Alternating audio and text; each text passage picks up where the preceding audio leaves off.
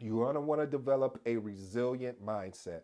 There's going to be setbacks that's going to allow you to be set up for success. Of course, we're going to take a positive spin on it, but you're also going to have to really figure out ways to overcome them.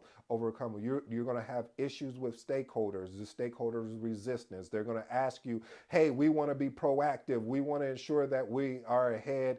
And what can we do? What are some proactive activities that we can do to ensure that we're not running and trying to keep up, that we're missing out on our vacations or holidays?" And you can give all of that information to them, and you can and they won't do anything with it.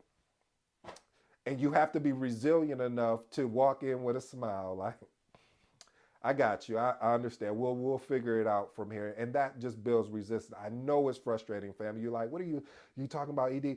They ask you to help them be more proactive. You give them the information that they need in order to be proactive. They know what to do to be proactive, but still they go into a reactive state of mind and they wait to the last minute to do it. And now the project is more at a speed of light instead of us taking our time through each particular part of the life cycle, project management life cycle.